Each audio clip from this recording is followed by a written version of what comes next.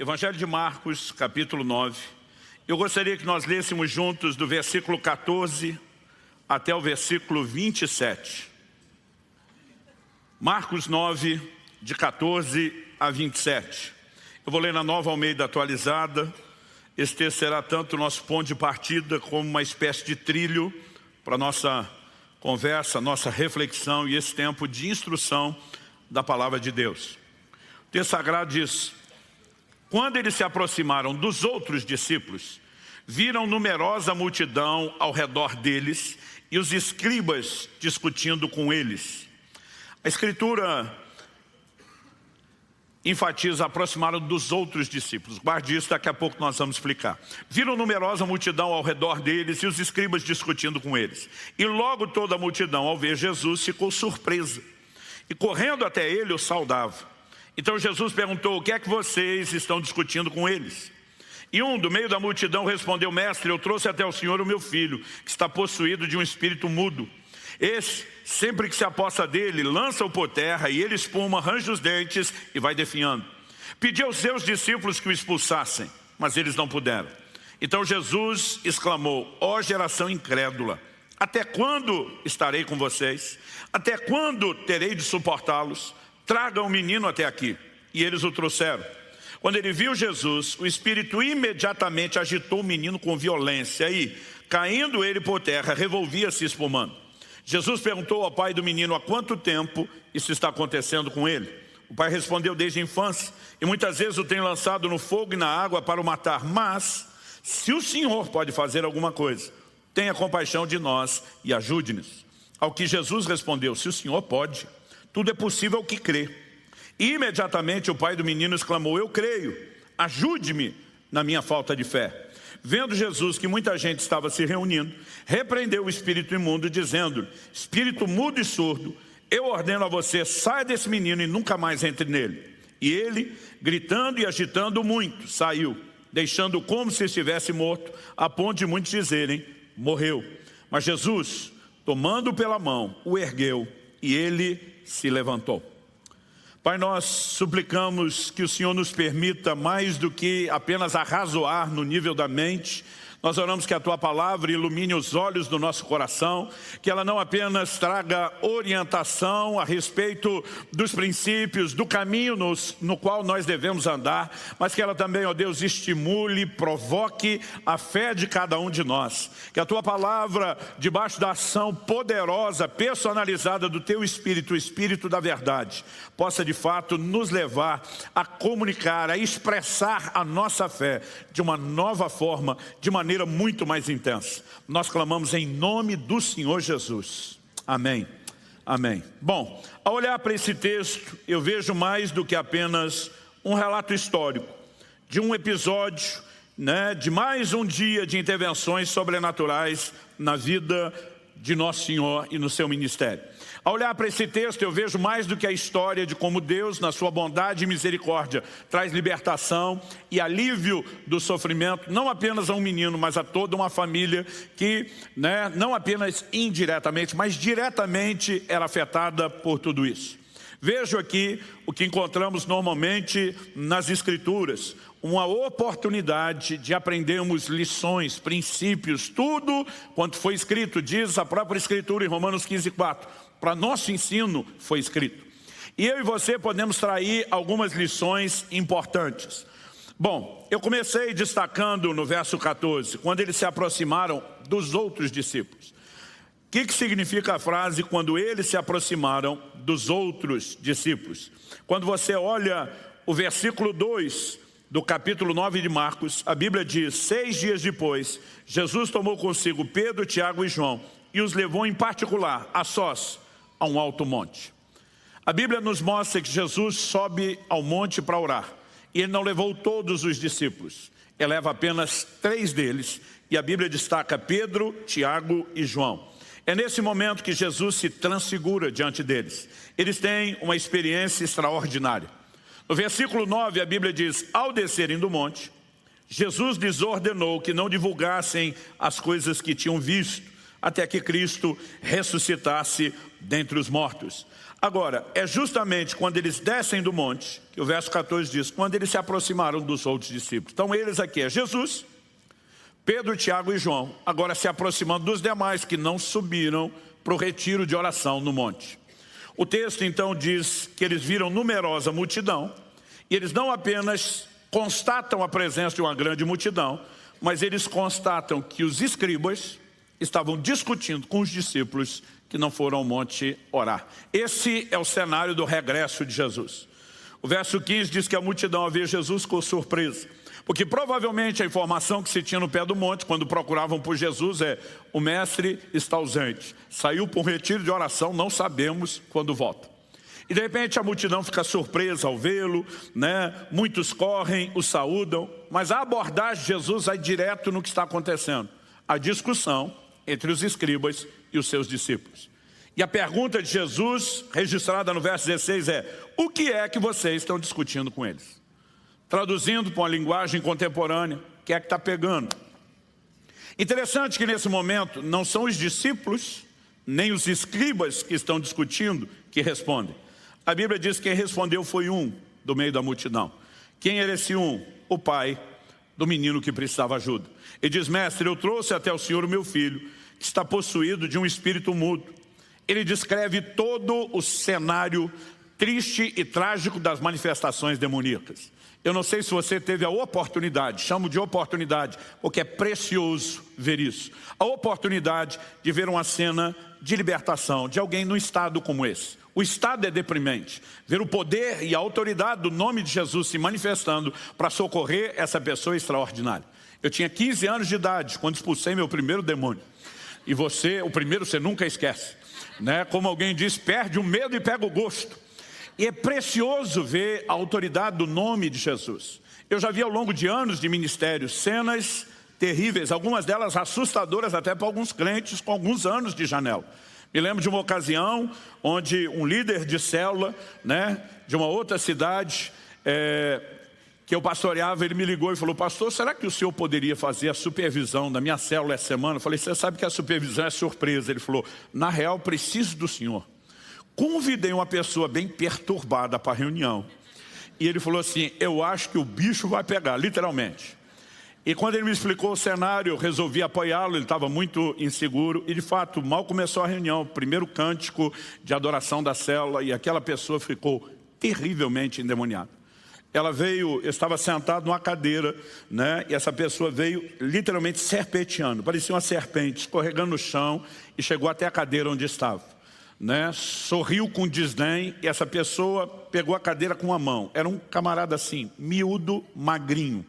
A cadeira que eu estava sentado é aquele tipo de coisa que hoje você quase não vê. Aquelas madeiras maciças, toda ela, uma cadeira que sozinha era pesada.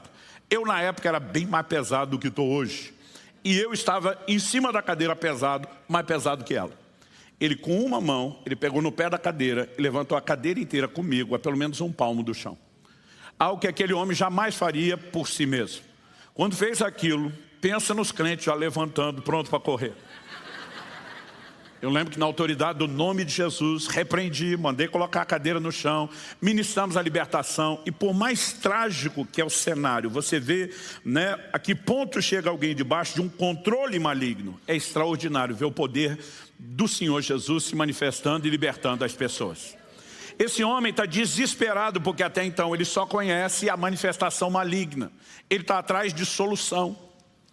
A Bíblia não é clara no Antigo Testamento sobre manifestações malignas. Nós temos episódios como um espírito maligno, né, com autorização da parte de Deus atormentando Saul, mas nós não temos o desenho dessas manifestações de endemoniamento, como elas se tornam claras no Novo Testamento e como vemos acontecer até hoje. Eu não sei quais as razões por que isso não era tão claro no Antigo Testamento. Se não acontecia com a mesma intensidade ou se simplesmente aquilo não foi comunicado.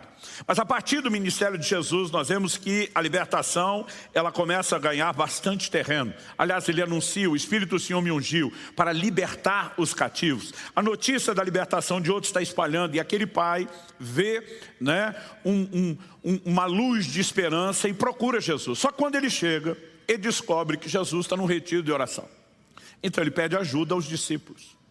Quando Jesus desce para ver a discussão e pergunta o que é que está pegando, quem está discutindo não responde. E o homem basicamente não concentra na discussão. Talvez aquilo tenha se tornado o motivo da discussão, mas ele só diz: trouxe meu filho para os seus discípulos expulsar o demônio que o perturba, e eles não puderam. Então aqui nós temos um pai desesperado, precisando de ajuda, e ele foi não apenas ao lugar certo, ele foi à pessoa certa. No entanto, o que nós vamos perceber é que não adianta estar no lugar certo, diante da pessoa certa, para receber a ajuda que você precisa, se você não tiver a atitude certa. E quando ele aproveita a bola quicando da pergunta de Jesus, ele vai logo disparando: eu trouxe o meu filho porque está nesse estado, mas os seus discípulos não puderam resolver, não puderam expulsar. Jesus vai desabafar, chamá-los de geração incrédula, que mostra que o problema está ligado à falta de fé, mas eu vou falar disso daqui a pouco.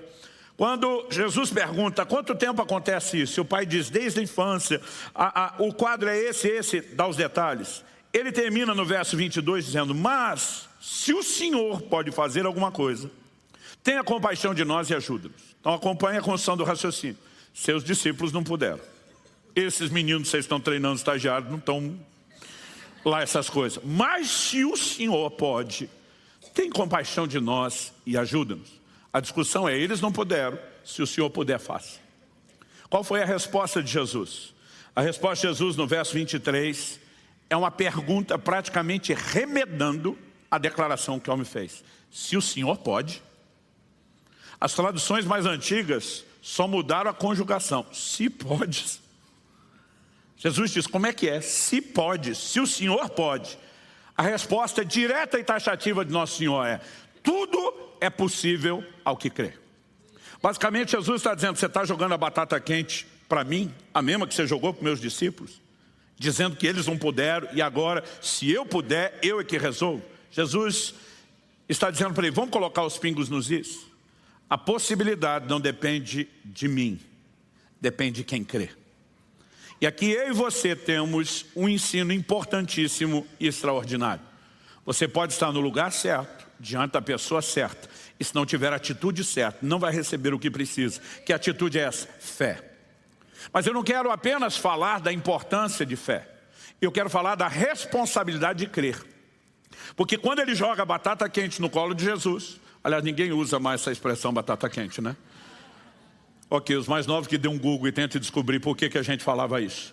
Mas para quem assava batata quente na fogueira vai entender que é um negócio que a hora que você pá, cada um pega e não segura.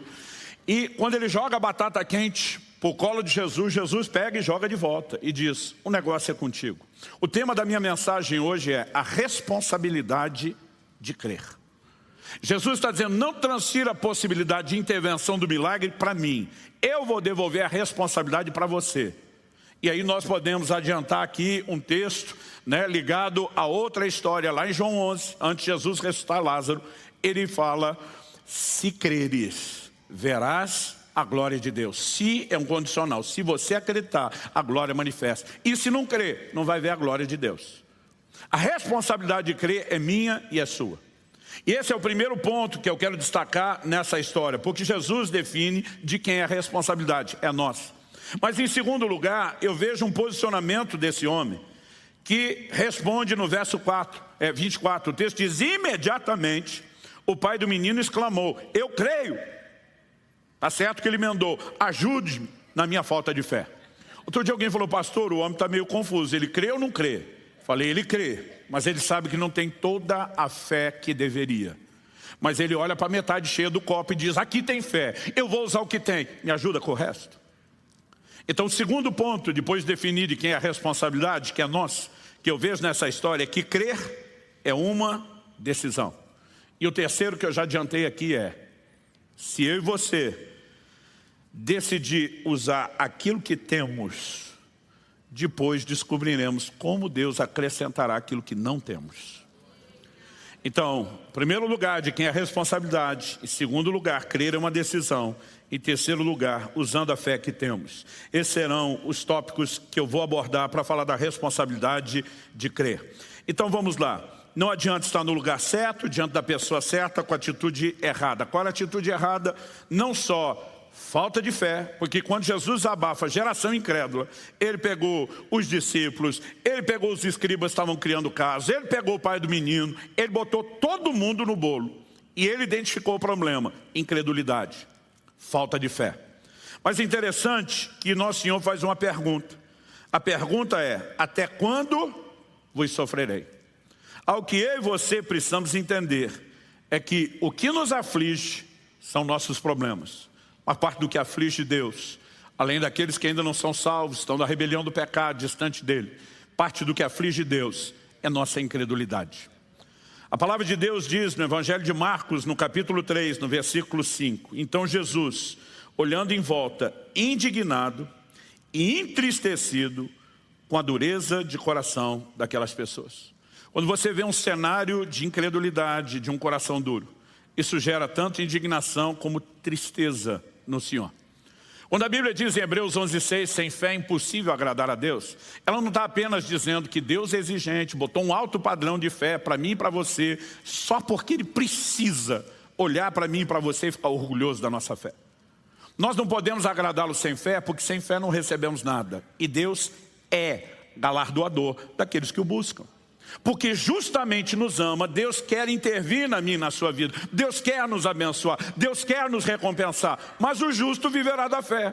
E quando não há fé, Deus não pode fazer por mim e por você o que Ele quer. É por isso que Ele não se agrada. Não é apenas um ato de censura porque eu e você não cremos. É simplesmente a impossibilidade dele fazer o bem que Ele queria fazer por mim e por você. Uma vez que sem fé, a via de acesso para que as bênçãos cheguem, simplesmente foi comprometido.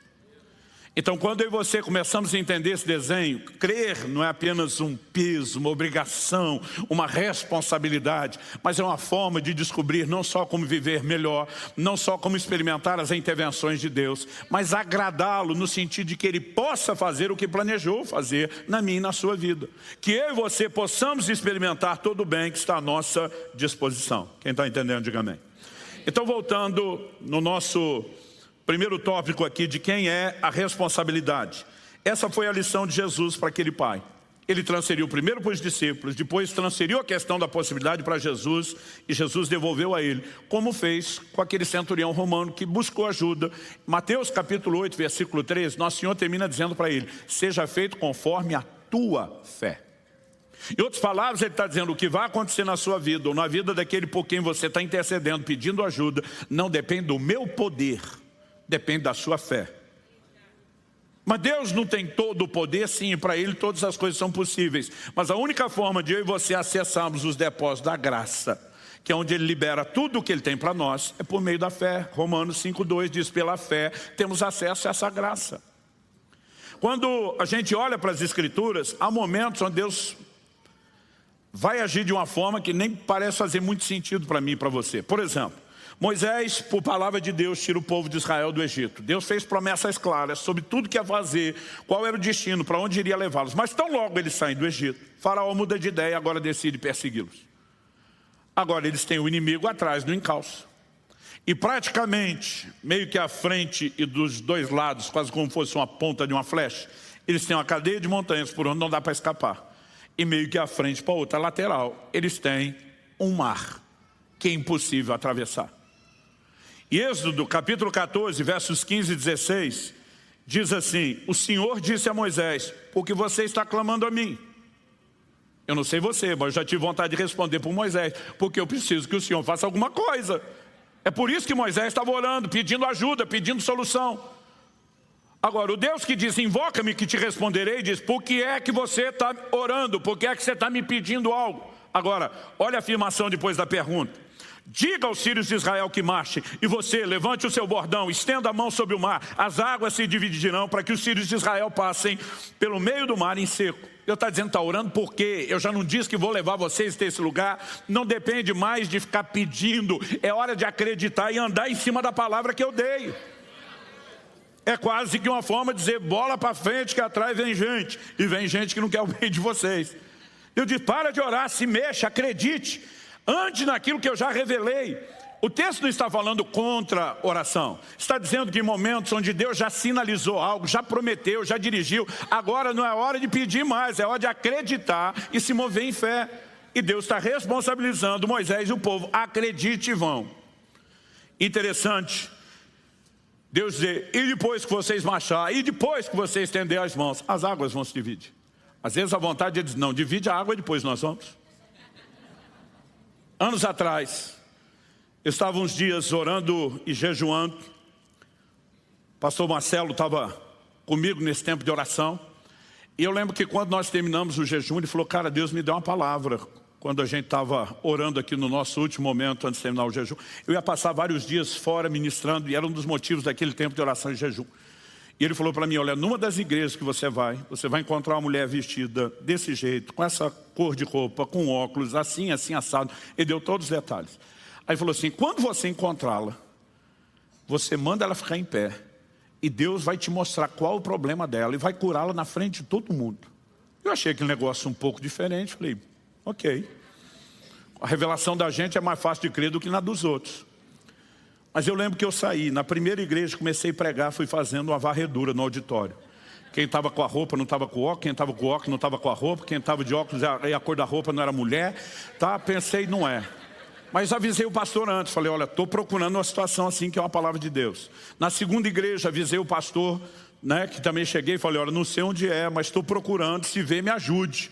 E fiz a varredura, nada. Na terceira, na quarta. Quando chegou na quinta, o Espírito Santo falou para mim, não fale nada com o pastor. Pensei, também não é aqui, não é hora de ficar procurando até que aconteça. Naquele dia, quando o Senhor falou para mim, não fale nada com o pastor, foi que a experiência aconteceu. Eu fiz a varredura, o auditório devia ter umas 600 pessoas, não demorou tanto tempo, e falei, não tem ninguém aqui, e estou pregando. No final da mensagem, eu olho para uma pessoa sentada na primeira cadeira, que não estava na hora que eu comecei a varredura. E o Espírito Santo fala, é essa pessoa. Eu pensando na mensagem, que pessoa? A mulher. Quando eu olho a roupa, o óculos, tudo, falei, achei. O Espírito Santo diz, faça o que eu te orientei. A orientação era, manda ficar em pé, conte o que aconteceu, e aí eu vou te mostrar o que ela tem. Falei, não, me diz o que ela tem. Aí eu vou perguntar se ela tem. Se ela tiver mesmo, eu mando ela ficar de pé, porque eu tenho certeza, não vou errar. O Espírito Santo disse, não foi esse o combinado. Manda ela ficar em pé, conte o que aconteceu e eu te digo o que ela tem. Gente, pensa o desafio. E aí eu mandei ela ficar de pé. E foram alguns dos segundos mais longos da minha vida. Parecia uma eternidade, parece que o tempo parou. Mas de repente me veio uma palavra de conhecimento. Era uma das pastoras da casa, toda a igreja sabia o problema dela, todo mundo estava orando por ela, eu era o único que não sabia. E eu falei, Deus está intervindo numa situação assim, assim, está mexendo no seu útero, quebrando uma esterilidade. Daqui a 1 ano, você estará com o filho no colo. 1 ano depois, ela estava com o filho no colo, eu prego naquela igreja até hoje, graças a Deus. Mas sabe, eu estou falando de uma situação bem mais simples. Agora, como é que você manda um povo inteiro para dentro do mar, antes do mar abrir? Você precisa se mover em fé. E só se move nesse nível de fé quem tem palavras claras da parte de Deus. Mas isso tudo é só para te dar exemplos de como Deus provoca em mim e você a responsabilidade. Ela é nossa. Em Marcos, no capítulo 4, Jesus está atravessando um grande lago que eles chamavam de Mar da Galileia. A Bíblia diz que um grande temporal de vento vem, as ondas estão arremessando contra o barco. E a Bíblia diz que Jesus estava dormindo. Durante muito tempo eu vi pessoas falando do nível de fé de Jesus para dormir na tempestade, sem de modo algum questionar isso. Eu quero acrescentar algo, dizer, gente, não era só fé, era muito cansaço também. Hoje, eu sei, num ritmo de viagem intenso, o que é dormir em qualquer avião, com turbulência, em carro sacolejando, não sei o que seria dormir sendo molhado. Essa experiência ainda não tive, mas Jesus está dormindo e os discípulos o acordam. E o desespero deles é, o Senhor não se importa que nós vamos perecer? Agora, é curioso imaginar que se aquela turma acredita que Jesus era mesmo Filho de Deus, enviado ao mundo para salvar a humanidade, eles acreditar que aquele barco ia afundar com Jesus e que o sonho ia acabar. Quando Jesus desperta, a repreensão vem com o tiro certo. Ele pergunta, depois de aquietar o vento, da voz de comando, acalmar a tempestade. O verso 40 diz que ele pergunta, por que vocês são tão medrosos? Como é que ainda não tem fé? Em outras palavras, estão andando comigo o tempo todo, já tiveram toda a chance de constatar que eu sou quem eu digo ser, diante de tudo que eu estou fazendo. Como é que vocês não têm fé? Se fé não fosse minha e sua responsabilidade, ele não poderia reclamar. Como é que vocês ainda não têm fé? Ele deveria resmungar, não fiz um bom trabalho, não colocando fé em vocês. Mas a responsabilidade da fé não é dele, é nossa. Quem está entendendo? Quando olho para as Escrituras, eu vejo isso o tempo todo. Em Atos, no capítulo 3, a Bíblia fala a respeito de um paralítico que foi curado por Pedro e João na porta do templo. Na hora de explicar, verso 12 de Atos 3, a Bíblia diz, quando Pedro viu isso, uma multidão atônita, dirigiu-se ao povo dizendo, israelitas, por que vocês estão admirados com isso, ou porque estão com os olhos fixos em nós, como se pelo nosso próprio poder ou piedade tivéssemos feito esse homem andar? Em outras palavras, ele está dizendo, tem nada a ver com a gente, não é o nível de piedade, não é o nível de unção, não é o nível de poder que a gente carrega. Verso 16, a explicação, pela fé, no nome de Jesus, é que esse mesmo nome fortaleceu esse homem que vocês estão vendo e bem conhecem. A fé que vem por meio de Jesus, deu esse homem saúde perfeita na presença de todos vocês. Olha o que o texto diz, a fé no nome. A Bíblia diz que o nome de Jesus está acima de todo nome, está acima de qualquer enfermidade. É no nome dele que ele mandou a gente impor as mãos sobre os enfermos para eles serem curados. Mas o poder do nome não é liberado se não existe fé. E de quem é a responsabilidade de crer? É nossa. Em Atos, no capítulo 14, nós temos outro paralítico sendo curado, dessa vez por Paulo e Barnabé. E a Bíblia diz nos versos 8 a 10, em Listra, costumava estar sentado certo homem aleijado, paralítico desde o seu nascimento, e que nunca tinha conseguido andar. Esse homem ouviu Paulo falar. Quando Paulo fixou nele os olhos e viu que ele tinha fé para ser curado. Olha que interessante, viu que ele tinha fé para ser curado. Disse a ele em voz alta, levante-se direito sobre os pés. O homem saltou e começou a andar. Paralítico desde o nascimento, nunca havia andado. No verso 15, vem a explicação. Eles dizem, senhores, por que estão fazendo isso? A multidão, eram pagãos, gentios, queriam sacrificar a eles como se eles fossem divindades. Eles perguntam, senhores, por que estão fazendo isso? Nós também somos seres humanos como vocês, sujeitos aos mesmos sentimentos. E anunciamos o Evangelho a vocês para que se convertam dessas coisas vãs ao Deus vivo que fez o céu, a terra, o mar e tudo que neles há. Em outras palavras, não fomos nós que resolvemos o problema desse paralítico. Então quem que foi? Foi Deus. Como? Por meio da fé. Sabe, muitas vezes em cultos e reuniões onde eu discerno a unção de cura e Deus querendo me usar, porque uma coisa é perceber que Deus está fazendo, a outra é entender qual é a sua participação nisso. Muitas vezes a minha oração e o meu discernimento fica ligado. Eu fico orando e pedindo, Senhor, me ajuda a achar quem está com a fé pronta. Porque depois do primeiro curado, isso vai contagiar a fé dos demais. E acredite, é difícil explicar, mas muitas vezes por discernimento a gente consegue ver quem tem fé. A gente consegue enxergar a fé, algo que não é visível aos olhos, mas pode ser discernido de forma espiritual. Em todos esses casos, nós vemos que a responsabilidade de crer está associada à pessoa e que isso desata o poder de Deus, aquilo que Ele queria fazer. Quando entendemos esse desenho, fica mais fácil compreender o que eu falei antes de João 11:40. Não te disse eu, Jesus afirmando, que se creres, verás a glória de Deus. É um condicional, se crer, verá. E se não crer, não vai ver. A responsabilidade de crer é toda nossa. Segundo lugar, quando o pai do menino decidiu crer, porque aí Jesus diz, ei, você está dizendo, meus discípulos não puderam. Agora você olha para mim, se pode, eu vou jogar de volta. Se pode, tudo é possível que crê. Se você acreditar, você vai ver essa situação finalmente resolvida. O homem toma a decisão na hora e diz, eu creio. Esse posicionamento do eu creio foi uma escolha rápida.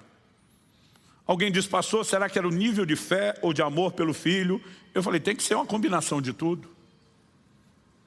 Eu me lembro de uma ocasião que eu estava atendendo uma pessoa e esse irmão morava perto da minha casa. Na ocasião, eu pastoreava em Guarapuava. E eu lembro, isso já faz 20 e tantos anos, eu lembro que eu estava sem carro, ele também, ele sugeriu, será que em vez de nós dois nos deslocarmos para a igreja, o senhor não pode me atender ali e facilitar, porque ele queria um horário bem mais cedo. Eu falei, ok. Nós estávamos conversando na sala de casa, de repente, tem um momento que ele estende a mão para mim parar de falar. Ele fez uma cara estranha, achei até que ele estava com dor, passando mal. De repente ele olha para mim e diz, Deus está mandando a gente parar de falar agora e orar pelo seu pai. Temos que orar pelo seu pai. Outro dia alguém me disse, pastor, o que é que o senhor sentiu? Testificou? Eu falei, eu nem tive tempo para discernir. Era meu pai, meu amigo. Já dobrei o joelho e falei, bora orar. Só que quando começamos a orar, o espírito de intercessão, né? Ou como diz o profeta Zacarias, o espírito de súplicas veio sobre mim. Todo mundo que vive uma vida de oração sabe de um momento onde o Espírito Santo vem turbinar a sua oração. Você sabe que é diferente. Você sabe quando é tomado, né, por um espírito de intercessão, você é carregado. E eu comecei a orar pela vida do meu pai. Que Deus guardasse a vida do meu pai, que Ele protegesse a vida do meu pai, que meu pai não fosse levado antes da hora. E eu lembro que eu citava um versículo que inclusive meu pai pregou no meu casamento. E verás os filhos dos seus filhos. Naquele momento, meu pai tinha conhecido a primeira neta da família, né? A Rafaela, que é do meu irmão mais velho. Mas a Kelly estava grávida do Israel, meu primeiro. A Juliana, esposa do Paulo, meu irmão mais novo, estava grávida do Samuel. E meu pai não tinha visto nenhum dos netos, não tinha o plural, os filhos dos filhos. E aquela lembrança veio, eu sabia que era o Espírito Santo. Eu comecei a orar e dizer, teu servo declarou a vida inteira que acreditava ver os filhos dos filhos. Não aceito que ele vá antes de ver os filhos dos filhos. Eu não sei quanto tempo, mas foi um pouco mais de meia hora que nós oramos. Até que aquele peso de intercessão saiu. Quando finalmente o peso saiu, me veio um alívio, aquela certeza de intervenção de Deus. O telefone toca. O telefone na época era absurdamente analógico. Não tinha identificador de chamada, nada disso. Eu atendo, era aquele que discava com o dedo. Eu atendi, mas apesar de não ter identificador de chamada, eu sabia que era minha mãe ligando. Minha mãe, com a voz emocionada, embargada, disse, filho, para tudo que você estiver fazendo, vá orar pelo seu pai. Ele teve um infarto que os médicos classificam no nível fulminante, muito sério, né? Ela falou assim, para tudo. E eu lembro que eu falei, mãe, eu não vou orar. Ela do outro lado, o quê? Eu falei, a gente estava orando antes da senhora ligar. Deus mandou parar tudo. Eu falei, que hora isso aconteceu? Nós começamos a orar às 9h20 e pouco. Ela falou, perto das 9h30. Eu falei, essa batalha já foi ganha. Papai sobrevive. E papai sobreviveu. Sabe, se você me perguntar se na hora que eu recebi a palavra daquele irmão eu tinha o mesmo nível de fé como se fosse uma revelação minha, eu não tinha não. Mas entrou um misto, é meu pai. E depois, quando eu comecei a orar, algo acendeu dentro de mim. Quando Deus foi me dando aquelas palavras, agora eu tinha fé pelo combustível que Ele estava me dando. Eu não sei o que aconteceu com esse homem, mas ele toma uma decisão. E ele diz para Jesus, eu creio.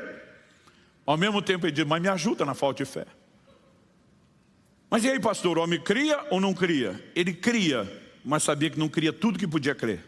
Mas ele decide usar a metade do copo cheio, acreditando que Deus pode preencher o copo depois. Quem está entendendo? Então, duas coisas que você precisamos entender. Primeiro, depois de definir a responsabilidade de crer, que crer é uma decisão. Segundo, a gente tem que usar o que tem. Falando de crer é uma decisão. Jesus ensinou isso a Jairo. Gente, crer não é um sentimento. Tem gente que fica esperando sentir alguma coisa. Honestamente, não senti nada quando recebi aquela palavra. Mas quando dobrei o meu joelho, eu falei, eu escolho acreditar que meu pai está precisando de oração e que Deus não mandaria a gente parar se não fosse intervir. A fé não é um sentimento, ela é uma decisão. Quando Jesus aborda Jairo, que tinha pedido que Jesus ministrasse cura à sua filha que estava doente, a gente gosta de brincar usando a frase do nosso saudoso pastor Francisco, que a mulher hemorrágica veio e furou a fila de Jairo, que estava esperando. Ela toma tempo, nesse inteirinho, a menina faleceu. Alguém traz a notícia para Jairo. Não incomoda mais o mestre. A menina faleceu, tipo, não tem mais nada. Nesse momento, Marcos 5,36 diz que Jesus vira para Jairo e diz, não tenha medo, apenas creia. A gente sempre diz, onde o medo entra, a fé normalmente não fica ou não opera. Mas onde a fé é ativada, é o medo que tem que sair. Jesus diz, sem medo, só fé, fé, fé. O que ele está dizendo? É sua responsabilidade de crer. Se Jesus fosse fazer independente da fé de Jairo, não precisava nem conversar com ele. Podia só olhar, dar um sorrisinho e dizer, sabe de nada, inocente, daqui a pouco vai ver o que eu faço. Mas ele chama Jairo para a cooperação. Não tenha medo, não deixa ninguém te desanimar, não deixa a circunstância e o relato derrubar a convicção que você tinha no coração de que um milagre vai acontecer. Não deixa nada mudar o fato de que eu prometi fazer algo por essa moça. Ah, mas o senhor não fez, demorou. Meu querido, se ele prometeu fazer e demorou para fazer, o problema é dele. Ele que resolve a situação, que paga com juros e correção monetária. Se piorou, não é mais cura, agora é ressurreição. Mas se prometeu, ele que faça. E nessa hora Jesus diz, ei, apenas creia. Ele está mostrando não só que é responsabilidade de Jairo, mas ele está dizendo, é a sua escolha, é você que decide. Quando nós entendemos isso, faz mais sentido a conversa de Jesus com aquele cego de nascença curado em João 9. Os versos 35 a 38 nos relata o seguinte, Jesus ouviu que eles tinham expulsado o homem, expulsaram da sinagoga. Ao encontrá-lo, perguntou, você crê no Filho do Homem? Ele respondeu, quem é, Senhor, para que eu creia nele? Jesus disse, você já o tem visto, e é aquele que está falando com você. Traduzindo, sou eu. Então ele afirmou, eu creio, Senhor, e o adorou. Jesus chega e diz, você já foi curado. Mas a fé que você precisa não é só para cura. O Messias não veio só para curar do lado de fora, ele veio para resolver os problemas do lado de dentro. Você crê no Filho do Homem? O cara diz, até hoje eu não conhecia ninguém, a não ser por vós, não entendia quase nada. Quem é? Jesus disse, sou eu, o que te curou. Ele disse, está resolvido, eu creio. Às vezes eu lia isso e dizia, não foi fácil assim. É lógico que esse camarada já tinha uma baita de uma evidência, de uma intervenção sobrenatural. Mas ao mesmo tempo Jesus está chamando ele para uma responsabilidade e ele escolhe, eu creio. E no mesmo instante a Bíblia diz que o adorou. Em Marcos capítulo 11, verso 22, nós já falamos disso em outros domingos, que a fé é um imperativo. Jesus diz, tenham fé em Deus. Agora, por que ele nos mandaria ter fé se a gente não pudesse escolher ter fé? Então, crer é uma decisão. Então, eu já falei sobre esses episódios outras vezes, mas vou mencionar um de forma bem rápida e outra não tão rápida, não tão resumida. 2 momentos para mim foram cruciais no ensino de entender a responsabilidade de crer e que crer é uma decisão. Ou seja, a nossa responsabilidade é escolher crer. Foram no nascimento do meu filho, já testemunhei isso recentemente, então não vou repetir a história toda, mas o Senhor me disse no dia daquela complicação toda, na hora do parto, o Senhor me disse, ou você fica sentado chorando e enterra essa criança, ou você se levanta e crê naquilo que eu já falei. E eu tive que escolher crer. Mas eu lembro de um episódio que aconteceu em 97. Eu acho que essa foi parte da preparação, porque foi um ano antes, ou quase um ano antes. Eu estava numa mudança que nós estávamos fazendo de casa. Eu casei no final de 95. Então era o início, o primeiro semestre de 97. Ou seja, um ano e pouquinho de casado. Eu pego uma caixa, era uma caixa plástica, mas ela estava cheia de louça. E estou falando que era recém-casado, para você entender que não era só a louça nova. Era aquelas cerâmicas que a gente ia ganhar de presente e nem tinha usado ainda. Esperando aquele momento especial. Aquilo que a Kelly tinha um carinho especial. E eu peguei aquela caixa, eu percebendo que ela estava pesada, eu tive todo o cuidado de flexionar o joelho, de manter a postura ereta e levantei a caixa. Quando eu levantei e dei os primeiros passos, eu descobri que eu não ia dar conta de carregar a caixa. Era muito peso. E quando eu dei os primeiros passos, comecei a ver, não dá. Em vez de baixar com o mesmo cuidado que eu levantei, com medo de não aguentar mais, deixar cair e quebrar, eu rapidamente flexionei as costas. Quando eu flexionei, eu ouvi o estalo da coluna e a dor que eu senti, eu já não conseguia levantar. Eu tive uma hérnia de disco, né? Aquele movimento com aquele peso espremeu o disco para fora e na hora ele começou a pressionar o ciático. Meu amigo, 15 dias de cama sem conseguir andar. Implorando para um ortopedista da igreja que me atendeu me dar morfina. Para você ter ideia do nível de dor que eu estava. Ele gerenciando, pastor, morfina não se brinca, não é assim, nós vamos tratar dessa forma, daquela, mas foi muito sofrimento. Depois dos 15 dias, quando começou a aliviar o processo inflamatório, eu já não tinha a mesma dor que antes, eu consegui sair da cama, mas eu andava com muita dificuldade, arrastando a perna. Então agora, 15 dias depois de eu estar andando, foram 15 parados, 15 depois, um mês depois do que aconteceu, eu saí para atender uma agenda, um compromisso que eu tinha e não queria desmarcar, apesar do meu estado.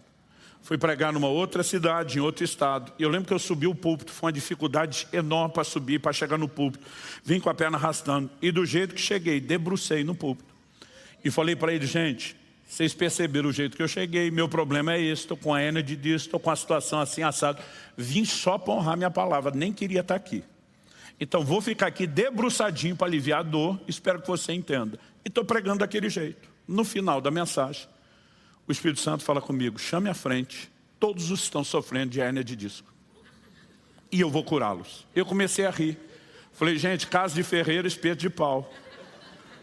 Eu nesse estado, com a hérnia de disco, nesse nível que eu nunca tive, acabei de receber essa palavra de Deus. Falei, se a despeito do meu estado você consegue acreditar no que Jesus faz, sai do seu lugar, vem para frente. O auditório devia ter no máximo umas 400 pessoas.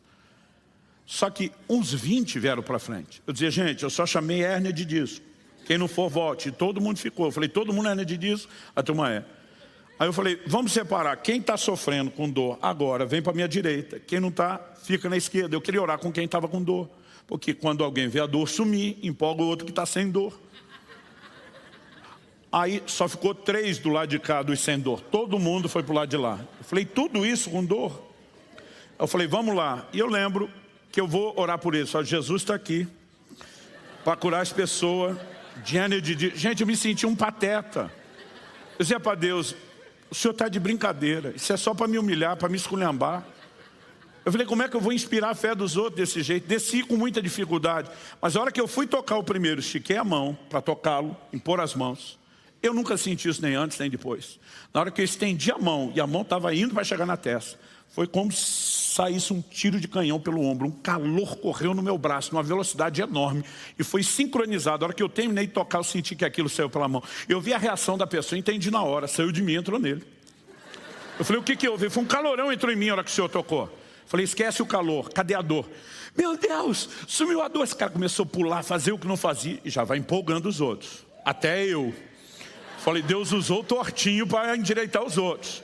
Olhei para o segundo e falei, você está pronto? Ele falou, estou pronto. A hora que eu estiquei a mão, o tiro de canhão, bum, aquele calor correu. Eu vi a reação dele, falei, esquentou? Ele falou, não, aqui esfriou. Falei, não importa a temperatura. Cadê a dor? Não tem mais dor. Glória a Deus, glória a Deus. Eu fui um por um, todo mundo, a dor sumindo, sumindo. Depois de uma meia dúzia, gente, o que eu fiz? Eu, discretamente, botei a mão em mim mesmo, tipo mulher grávida. Botei a mão em mim mesmo. Só que para mim não tinha tiro de canhão, não tinha calor. E a dor não ia embora. Aí eu orava o outro, aleluia, curado, aleluia, curado. Nada. Curado, nada.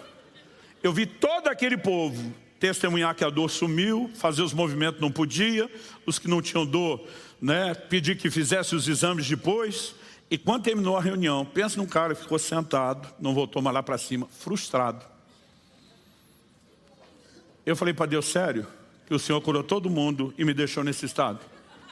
Eu falei, se alguém me acusar de falta de fé, eu recorro ao Supremo Tribunal Celestial, em última instância. Eu falei, eu parei tudo. Eu fiz papel de ridículo, porque eu acreditei no Senhor, eu andei em cima da palavra que o Senhor me deu. Eu falei, se alguém me acusar de falta de unção, também recorro ao Supremo Tribunal Celestial.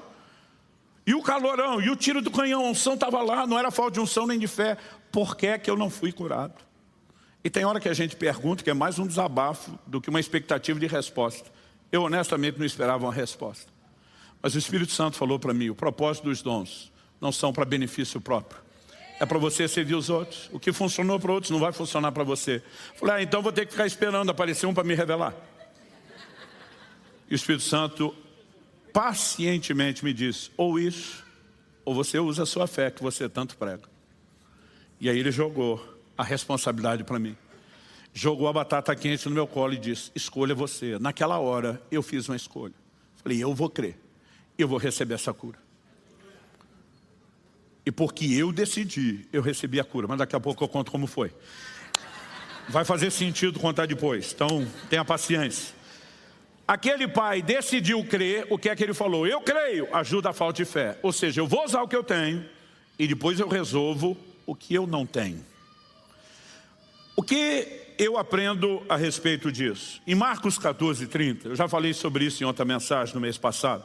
Quando Pedro está andando sobre as águas, mas repara a força do vento e começa a afundar. A Bíblia diz que ele teve medo, mas ele grita, salva-me, Senhor, socorre-me, Senhor. Gente, honestamente, eu não creio que Pedro pediu ajuda para não afogar. Ele era um pescador, ele sabia nadar, em outro momento ele pula na água, vai nadando, enquanto o Senhor já tinha enfrentado outras tempestades. Naquele momento, para mim, o salva-me é: eu não vou abortar o que eu comecei a experimentar. Se eu tive fé só para começar, não tenho para terminar, me ajuda a encher o tanque com o que falta. Quando eu e você decidimos usar o que temos, nós precisamos acreditar que Deus pode nos dar aquilo que nós não temos. Quem está entendendo, diga amém. Então, algo que eu e você precisamos compreender é que a fé, ela cresce e se fortalece de diversas formas. Romanos 10:17 diz que a fé vem por ouvir e ouvir a palavra. E a gente tem que se encher o tempo todo da palavra, meditar nas escrituras. Mas Judas 20 também diz: mas vós, amados, edificando-vos sobre a vossa fé santíssima, orando no Espírito Santo. Oração no Espírito Santo, traduzindo a linguagem sobrenatural de oração do Espírito Santo. Oração em línguas traz edificação. Paulo diz: o que fala em línguas edifica-se a si mesmo. Edificar significa construir, crescer. Uma das áreas de atuação dos benefícios da oração em línguas: edificação na fé. Investi tempo na minha vida porque eu escolhi que eu queria ter fé e eu queria ter mais fé do que aquela que eu tinha. Eu escolhi gastar horas diariamente orando no Espírito Santo. E um dos benefícios que eu comecei a ver ao longo de alguns meses depois foi que de fato a fé começou a subir para um outro patamar. Mas uma das formas através da qual eu e você podemos aumentar a fé, além de alimentá-la com a palavra, além de edificá-la por meio da oração, principalmente no Espírito Santo, Jesus nos ensina em Lucas 17, de 3 a 6. E diz assim: tenham cuidado. Se o seu irmão pecar, repreenda-o. Se ele se arrepender, perdoe-lhe. Se pecar contra você 7 vezes num dia, 7 vezes vier para dizer: estou arrependido, perdoe-lhe. Então os apóstolos disseram ao Senhor: aumente-nos a fé. Gente, perdoar também é um ato de fé. E quando Jesus fala daquele nível de perdão, ele diz: Senhor, pera lá, ressuscitar o morto, beleza, ver o cego enxergar, o surdo ouvir, o paralítico andar, o mudo falar, o leproso ser limpo. Isso aí nossa fé já dá para isso, mas para perdoar isso tanto não. Então ele diz: aumenta a fé. Nós não damos conta de andar no que o Senhor está falando sem uma fé maior. O Senhor precisa aumentar a nossa fé. Não é errado eu e você reconhecermos que temos mais fé, mas naquele momento eles estão transferindo: aumenta aí. E Jesus joga a batata quente de volta. O que ele diz? Ao que o Senhor respondeu: se vocês tiverem fé como um grão de mostarda, dirão a essa moreira: arranque-se, transplante-se no mar, e ela obedecerá. O que significa ter fé como grão de mostarda? No Evangelho de Mateus, no capítulo 17, interessante que isso vem no contexto da narrativa da história que eu e você estamos vendo aqui, que é justamente o episódio do pai que trouxe o filho endemoniado. Os discípulos perguntam depois, verso 19, diz que eles perguntam no particular: por que é que nós não conseguimos expulsar? Onde é que a gente errou? Verso 20 de Mateus 17, Jesus respondeu: por causa da pequenez da fé que vocês têm. Pois em verdade lhes digo, se tiverem fé como um grão de mostarda, dirão a esse monte: mude-se daqui para lá, e ele mudará, e nada lhe será impossível. Agora, gente, espera lá. Jesus disse que o problema é a pequenez da fé. A NVI traduziu isso assim no verso 20: porque a fé que vocês têm é pequena. Eu gosto da NVI, a nova versão internacional, mas para mim ela cometeu um grande deslize nesse texto. Olha como traduziu o grão de mostarda: eu lhes asseguro que se vocês tiverem fé do tamanho de um grão de mostarda, poderão dizer esse monte. Você pode vasculhar o original grego e você não acha do tamanho. Jesus só diz fé como grão de mostarda. O tradutor resolveu acreditar que Jesus estava falando do tamanho. O problema é que, além de ter ignorado que essa frase não estava no original, ele não pensou no resto do texto. Se o problema é a pequenez da fé, que ele acabou de destacar, como é que uma fé pequena resolve tudo e remove qualquer monte? Então essa pequenez de fé adiante já tinha resolvido. Jesus nunca falou do tamanho. Não é a fezinha do tamanhozinho, de um grãozinho de...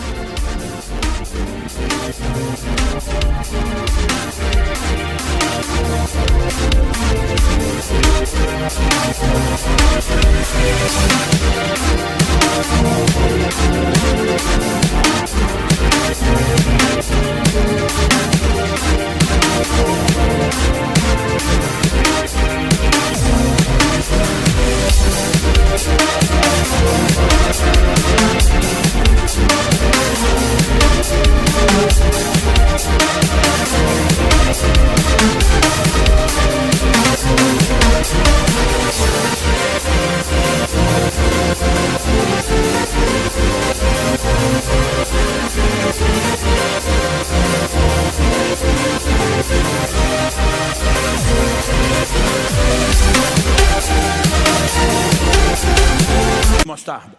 Jesus falou fé como semente. Do que ele está falando? Os discípulos pediram, aumenta a fé. Diz, não sou eu que aumento, vocês que aumentam. Como? Princípio de multiplicação. Usa o que você tem plantando, você vai colher mais do que o que tinha quando plantou. Não é apenas que o grão de mostarda é uma semente pequena e vira uma grande hortaliça, mas virão muito mais sementes, ou seja, é um princípio de multiplicação. Eles estão pedindo para o Senhor, aumenta, multiplica a fé. E diz, multiplica vocês. Quer uma fé maior, usa o que você tem. Quanto mais você usa, quanto mais você exercita, mais sua fé se fortalece. Quem está entendendo? Alguns estão querendo ter os músculos da fé bombados sem nunca ir para a academia. Tem que exercitar a musculatura de fé. E acredite você ou não, quando Jesus diz, no mundo terão aflições, não é um deslize dele, não é que faltou cuidado. Ele está dando para mim e para você oportunidades de exercitar nossa fé, de vencer circunstâncias, de crescer. Agora, é nossa responsabilidade usar aquilo que a gente tem, para que então, a partir disso, a gente comece a alcançar aquilo que não tem. Então, vou voltar na hérnia de disco. Eu tomei a decisão, vou viver um milagre, até porque o ortopedista da igreja estava me atendendo. Ele falou para mim, nem cirurgia resolve o seu problema. Falei, pastor, o negócio aqui é tão sério. Eu não opero, não conheço ninguém que tem coragem de operar, porque é possível esse quadro piorar. Então, eu lembro que ele falou para mim, ou você aparece com uma dessas histórias que o senhor conta no púlpito, ou aprenda a conviver com isso. Então, eu não tinha outra escolha a não ser acreditar. E eu decidi acreditar. Eu passei, como a primeira mensagem do mês de junho que eu preguei, a declarar a palavra de Deus insistentemente a respeito daquela situação. Toda reunião que eu participava de oração, que tinha mais pessoas, eu pedia às pessoas, orem comigo. Eu creio na minha cura e eu vou insistir em oração. Eu recebi tanta imposição de mãos que quase acelerei a calvície. 6 meses se passaram e eu insistia declarando, orando, pedindo oração. Eu dizia, eu não paro até receber. 6 meses, gente, todo santo dia, declarando a palavra, orando, pedindo oração e me posicionando, vou receber. Honestamente, eu não sei quando aconteceu. Eu lembro o dia que eu percebi. Nós estávamos fazendo um batismo na igreja e resolvemos fazer isso num lugar retirado da cidade, né? Fizemos isso próximo a um rio, fizemos um piquenique, uma confraternização. A gente já tinha batizado o povo e agora estávamos no momento de confraternização. Alguém me procura e diz, pastor, dá uma checada ali naquela cachoeira, porque a molecada resolveu ficar pulando da pedra, mergulhando na água, isso pode ser perigoso. Então fui lá a pedido de alguém para checar. Quando chequei, falei, gente, vocês têm certeza que esse negócio é seguro? Um deles, que era mais velho do que o resto da turma, falou, pastor, eu sou bombeiro, isso é parte da minha especialidade. Eu mergulhei, vasculhei isso aqui, não tem pedra, não tem perigo no fundo. Ele falou, nós temos muito afogamento na região, porque alguns desses lugares, a água escoa por baixo da pedra. Quando o cara mergulha, ele é sugado lá. Ele falou, não tem nada disso aqui. Aqui é tranquilo e essa turma aqui sabe o que está fazendo e eu estou de olho. Pode ficar tranquilo. Eu falei, você garante? Ele falou, eu garanto. Eu falei, então eu vou pular. Estamos falando de 20 e tantos anos atrás. Eu empolgado, subi, olhei, não era assim tão alto, mas tinha uma boa altura da água, acho que dava de 2 a 3 metros. Falei, isso aqui dá até para inventar moda. E virei de costas e resolvi dar um mortal. E no que eu dei o mortal e caí para dentro d'água, agora que eu saí, um irmão olha e disse, o senhor está doido e as costas? Era um desses que orava comigo. Eu falei, não doeu. Ele falou, sério? Eu falei, não doeu. Aí subi, dei o segundo, dei o terceiro. Falei, resolveu. Então, eu não sei se tinha acontecido naquela semana, 2 antes, eu não me lembro exatamente. E eu fiquei pensando, falei, realmente eu não estou sentindo esse negócio. E aí eu lembro que eu fui procurar o médico. Falei, doutor, o senhor me disse quando tivesse uma história para contar, para te procurar. Vamos fazer os exames. E eu lembro que ele que costumava repetir essa frase, né, me falou a mesma coisa de quando constatou a cura da hepatite. Falou, essas coisas só acontecem com o senhor. Conosco os meros mortais não. Eu falei, esse é o seu problema. O Senhor escolheu viver com os meros mortais. Eu quero viver do sobrenatural. Querido, eu e você podemos escolher acreditar e viver intervenções de Deus. Agora, sabe, dizer para você que é toda vez escolhi instantâneo, não. Essa foi uma situação de 6 meses. Eu posso falar de situações que eu criei por anos. Mas eu e você precisamos aprender esse assunto para outra hora. Perseverar na fé. Mas se usarmos a fé que nós temos, Deus vai nos ajudar a alcançar aquilo que nós ainda não temos. Vamos ficar em pé para parecer que está acabando?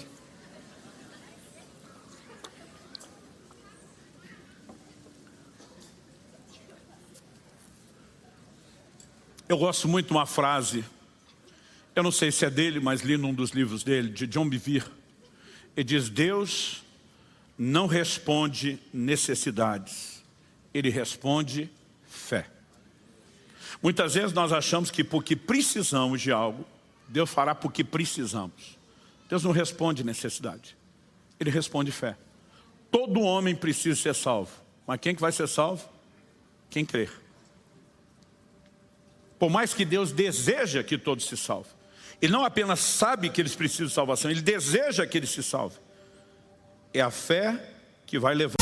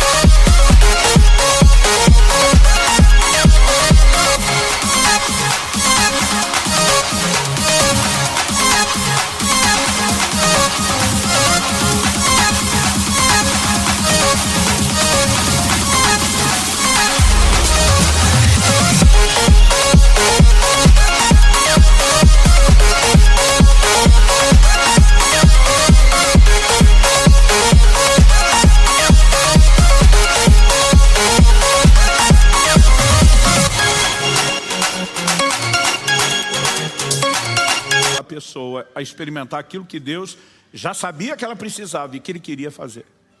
Porque o justo vive pela fé. Quando eu e você entendemos isso, não há outro caminho a escolher, a não ser andar por fé. Ou simplesmente escolher não agradar a Deus e não viver a realidade de tê-lo como galardoador dos que o buscam em fé. Eu creio que todos nós preferimos a primeira opção. Feche seus olhos por um instante. Eu gostaria que você orasse e pedisse ajuda do alto, não apenas para entender de forma prática a operação da fé, mas entender que também é sua responsabilidade fazer a sua fé crescer. Em 2 Tessalonicenses 1:3, Paulo diz: a fé de vocês cresce sobremaneira. Se Jesus elogiou a pequena fé de uns, a grande fé de uns, criticou a pequena fé de outros, não é qualquer tamanho de fé que agrada a Deus, nem qualquer tamanho de fé que resolve o que eu e você precisamos. Paulo diz em 1 Coríntios 13, ainda que eu tivesse tamanha fé a ponto de transportar montes. Transportar montes não é qualquer fé. Como dizem no interior do Paraná, tem que ser uma baguá de uma fé. É fé zona, é fé grande, é tamanha fé. Ou seja, se eu e você não conseguimos crescer na fé, e também é nossa responsabilidade, ouvindo a palavra, orando, exercitando. É nossa responsabilidade crescer na fé. E dessa forma poderemos entrar em coisas maiores.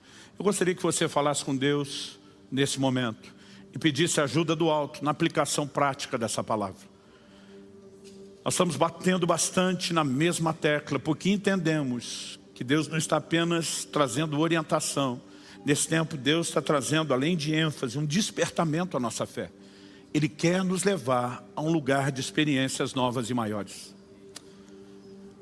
Senhor, estende a Tua mão, derrama a Tua graça sobre cada um de nós e ajude-nos não apenas a entender e absorver os princípios compartilhados, mas também a praticá-los. Eu oro pela bênção do Senhor sobre cada um. Eu oro por entendimento claro, personalizado, vindo do Teu Espírito, no íntimo de cada um. Para não apenas cada um dos meus irmãos e irmãs se localizarem onde estão, mas entenderem onde o Senhor deseja levá-los. E eu clamo por uma atuação Tua, não apenas aqui e agora, mas a partir de agora. Que ao final dessa reunião, aquilo que o Senhor começou a falar e a fazer, não termine. Pelo contrário, cresça e se intensifique. Nós oramos em nome de Jesus e para a glória de Deus. Se você crê e concorda, diga amém. Amém.